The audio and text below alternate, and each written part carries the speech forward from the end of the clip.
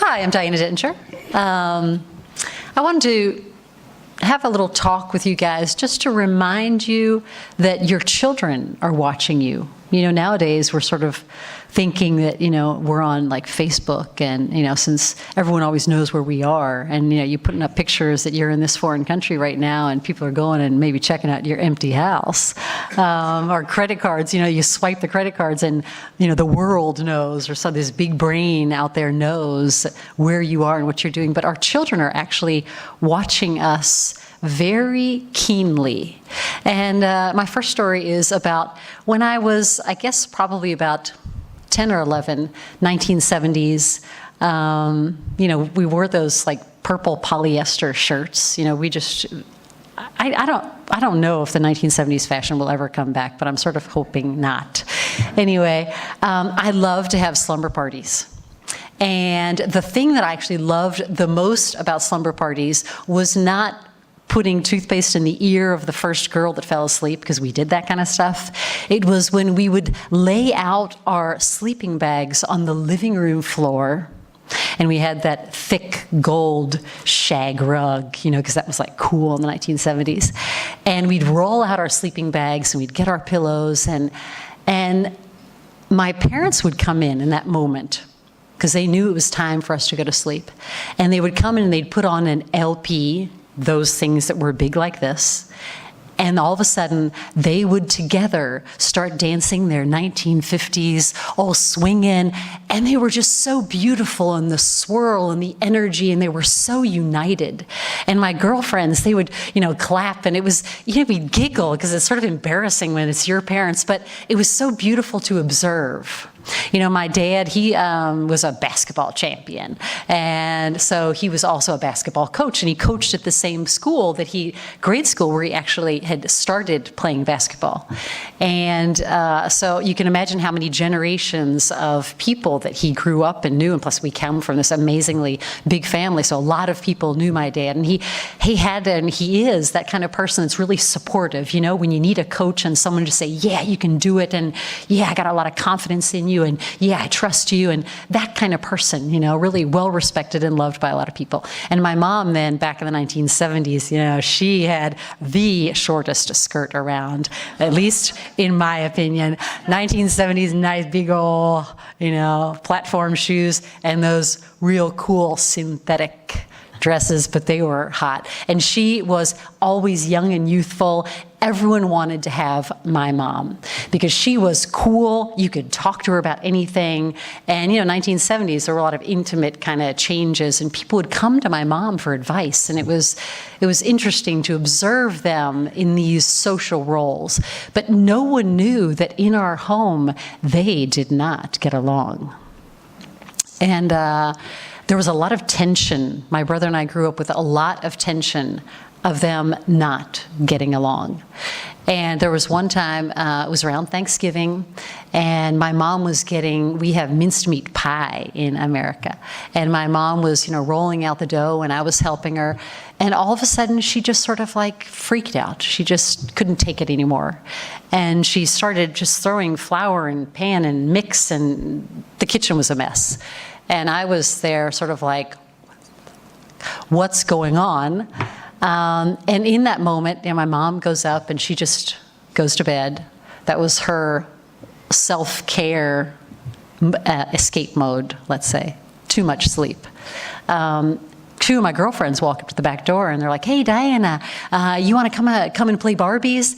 And I loved to play Barbies. I mean, we were really massive Barbie players. We had, you know, the bus and the thing, and we put blocks in, I mean, playing Barbies. And they walk in and they see the kitchen and they're like, what happened here? And I was very embarrassed. And I said, well, my mom's not feeling good. I think I better just stay here and help her out. And I realized in that moment that now, as an adult, often the stress that we go through as parents, our children are more resilient than we are. Maybe they have less stress. But in that moment, I felt like in a minute I had to become the adult. I had to become very mature. And thinking about that even now with all of the, you know, I'm a divorced single mom of 4 children.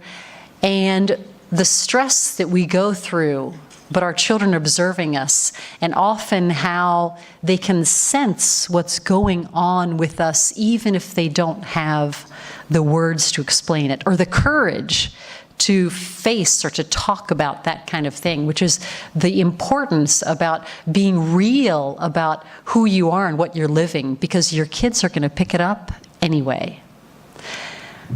And so my mom's, let's say, way of taking care of herself when they did not get along was a lot of sleep.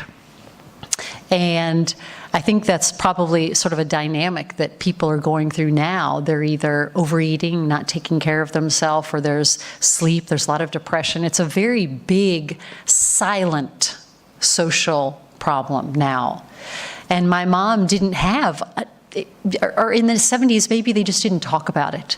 She didn't have that support group, even though both my parents have 8 and 9 brothers and sisters. So there was this thing, and then there was this what you don't say, and then there wasn't even the dialogue at home, or I guess my mom, she didn't feel safe to really be herself or talk about what she was living. And so I want to tell another story, and it's about really words, because words can help heal so much. When you see someone in difficulty and you give them that support with the words, and it touches them on a whole different plane that really is so supportive. And that was something that was, let's say, missing in my parents, not getting along, really a dialogue. And that's funny, because my life has pretty much been dedicated as both a corporate trainer, and then I developed a personality profile, giving people tools to help them get along. So in corporate, I do conflict management. Now, isn't that funny? You come from a certain type of environment, and then, so you live the problem and you find the solution. And so we don't have to be perfect parents. We don't have to be perfect parents, because often the difficulties that we go through will be future professions for our kids. Now, isn't that great? We can just really make a mess out of things, and our kids have a job. No, but without, like taking it a little bit, more seriously. There's the power of words. There's this one story that has really changed my life. And so I have 4 kids, and I live in Italy. And for each of the birth of my children, my mom always came over to help with sort of the prenatal and postnatal period. And